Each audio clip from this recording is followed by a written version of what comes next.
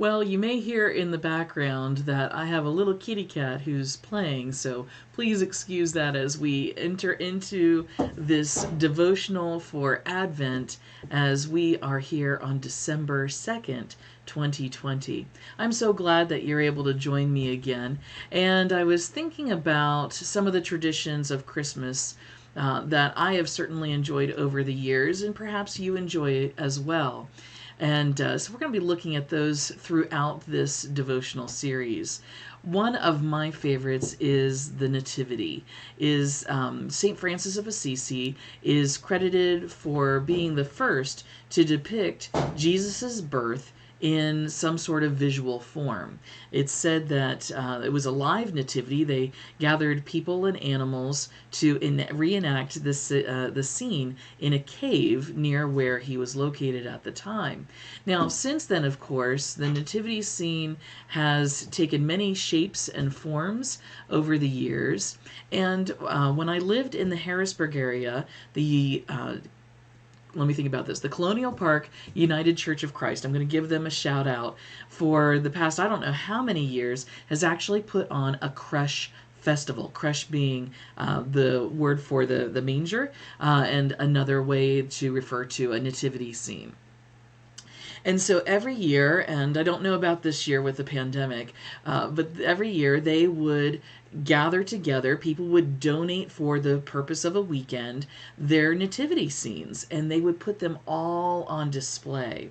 Apparently, this had begun with one individual who just really wanted to share these beautiful nativity scenes that they had that only visitors to their home would normally get to enjoy.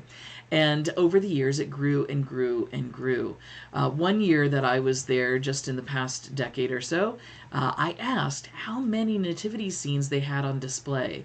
And the woman who was volunteering at the time said, "I'm not 100% sure." She said, "I started to count, and when I reached 500, I gave up."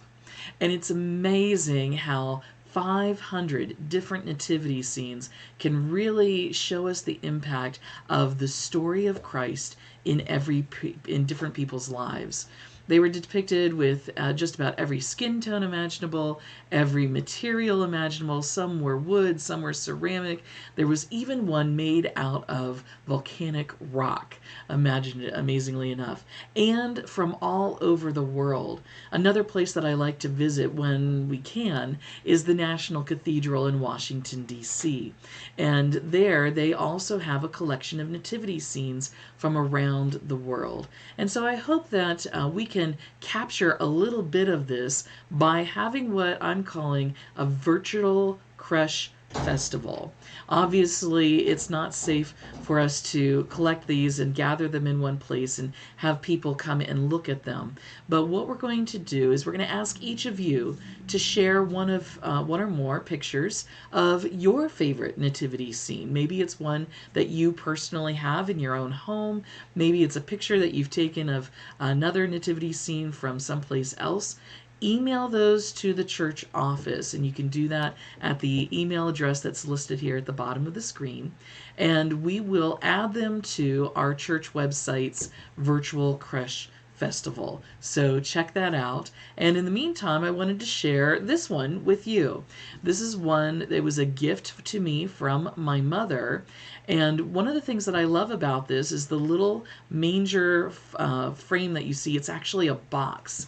And all of these wooden pieces, jigsawed out by some wonderful craftsperson, actually fit in 3 or 4 layers within the box, and then all the manger pieces fit within that. And I think that's a wonderful idea that Christ lives in us, not just during Advent and Christmas, but all year long, and we can take all of that with us wherever we go, whenever we want to. So I hope that you have one that you would want to share with us. Please send in those photos. We'd love to see them. And of course, I mentioned yesterday the Advent calendar, so I'm going to share what's in my Advent calendar for December 2nd. And yes, we've got another piece of paper, I bet, if anything. I say I bet. I know because I put it in there myself at some point. But our scripture verse for the day, Proverbs 1, verse 7. The fear of the Lord is the beginning of knowledge. Fools despise wisdom and instruction. We'll have to see what that has to do with our devotional today. And of course, can't forget chocolate! Today I've got a vanilla caramel truffle. I'm sharing these with you so you know what to bring for my Christmas stockings, hey Santa. So I'll save that for later. Well, again, we're going to be going to this work, 52 life lessons, or little lessons, excuse me, from A Christmas Carol by Bob Welch. And I want to share an idea. This should not be a particularly strange idea for those of you who worshiped with us this past Sunday. And the sermon at the time was called Bah Humbug. The little lesson number 3 from this book says, it's not about you. And I'm not going to read it verbatim, but I do want to share some of the ideas in here. You know, Ebenezer Scrooge is one of those characters from literature that stands out for a number of reasons. But in particular, when we are thinking about classic novels or great literature and the characters therein, a lot of times we focus on the hero of the story, the heroine, the person who is struggling to accomplish something. They're going on a quest, they're going on a journey, and they are messengers and bearers of light in the world, trying to get through the darkness of the world. Whereas Ebenezer Scrooge is, from the beginning, defined exactly the opposite. He's not a bearer of light. In fact, he is a cause of darkness for so many people. He has a distaste for just about anything that isn't money. And his selfishness is shown so compellingly in the way that he treats others and in the way he is discontent in himself, and he shares that discontent and puts it on other people as well. He's bitter. I love this phrase, like a shipwreck encrusted with barnacles that have clung to it so stubbornly long that they have become part of the vessel itself. Wow, what a description. And if you've ever had a chance to see barnacles on the outside of a boat, they are rough and sharp, and they can cause a lot of damage. And then if they're not cleaned off over time, they do become so encrusted as to become part of the vessel.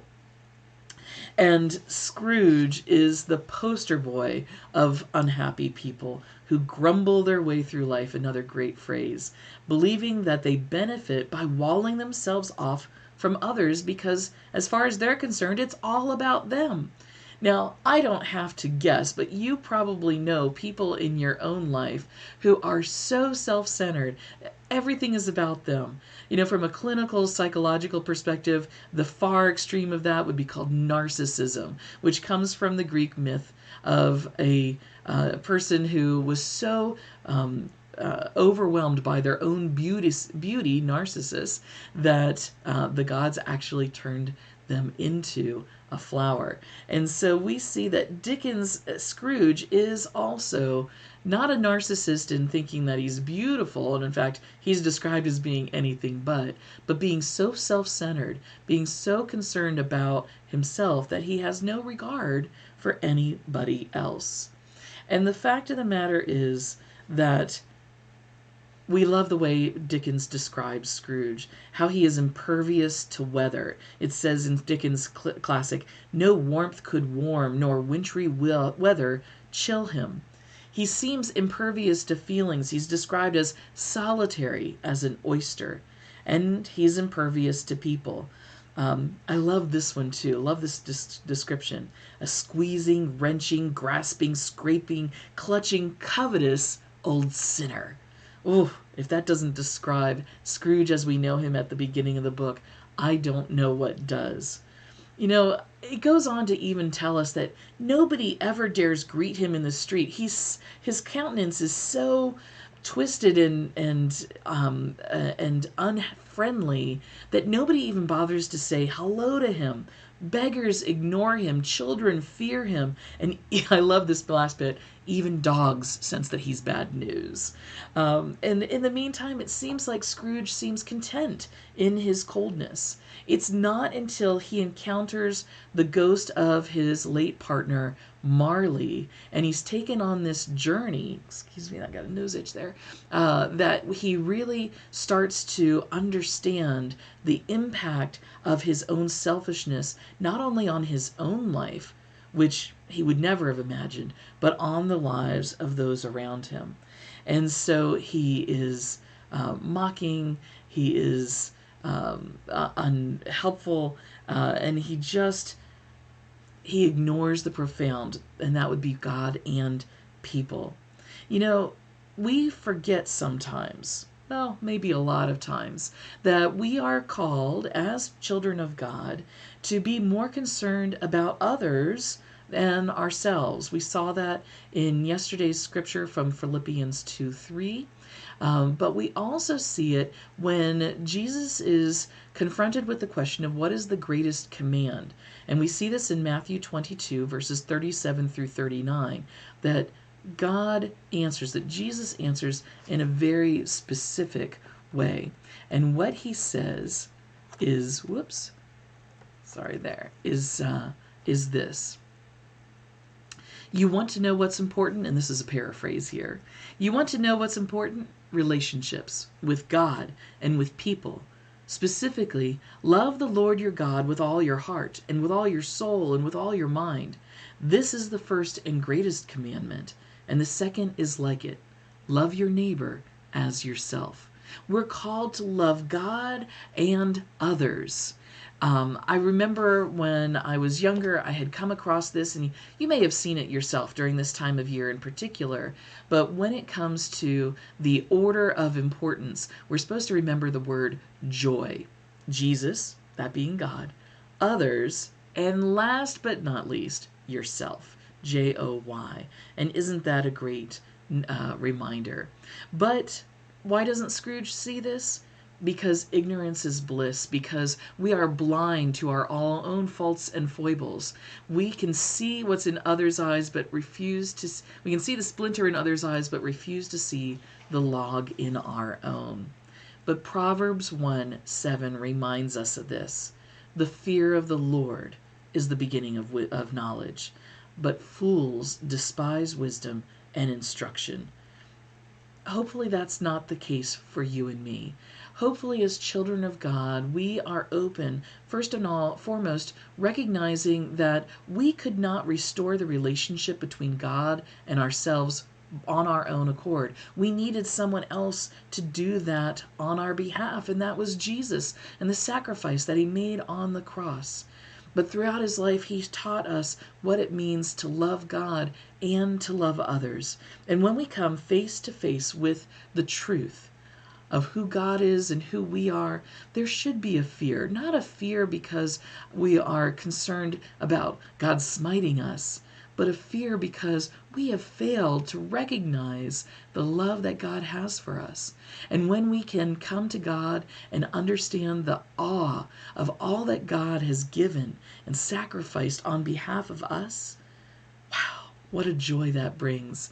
And that is the beginning of the journey that we have in learning more about God and who God calls us to be in every day of our lives. And so hopefully that we'll find that to be true in our lives today. Because as we know, there is a little Scrooge in all of us. But may we learn to look for and seek out the peace of Christ that surpasses all understanding. And knowing that that peace is for us and for us to share. Have a great day.